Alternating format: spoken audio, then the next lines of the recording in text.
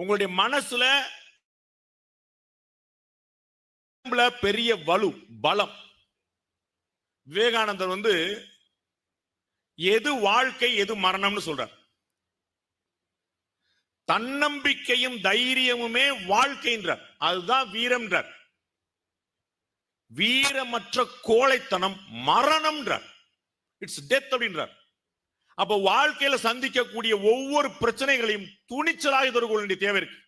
இந்த வயசுல உங்களுக்கு TV, cinema, social media, YouTube அவ்வளவு சேலஞ்சஸ். அதுல பூரா உங்களுக்கு எது தேவை இல்லையோ அதை அள்ளி கொடுக்குறான். எது தேவையோ அதை சொல்லி கூட கொடுக்க மாட்டேங்க.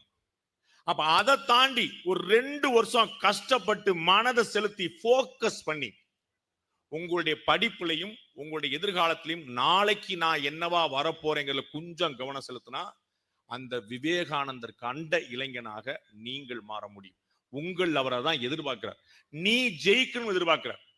நம்ம எவ்வளவோ வீர வரலாறுகள் படிச்சிட்டோம், எவ்வளவோ வெற்றி கதைகள் பார்த்துட்டோம். ஒரு விஜய சொன்னா, ஒரு அஜித்தை சொன்னா, ஒரு ரஜினியை சொன்னா, ஒரு தனுஷ சொன்னா, ஒரு சிம்புவை சொன்னா, ஒரு டெண்டுல்கர் சொன்னா அவ்வளவு பெரிய ஹாப்பினஸ் வருது. என்னுடைய கேள்வி, எத்தனை காலத்துக்கு இது போன்றவர்களுக்கு நீ கைதட்டிட்டே இருக்க போற? நீ இன்னைக்கு ஏதோ ஆக போற? ஒரு தோனியை பார்த்தேன், ஒரு டெண்டுல்கரை பார்த்தேன்னு சொன்ன மாதிரி உன்னைய பார்த்தேன்னு ஒருத்தன் சொல்ல வேண்டாமா?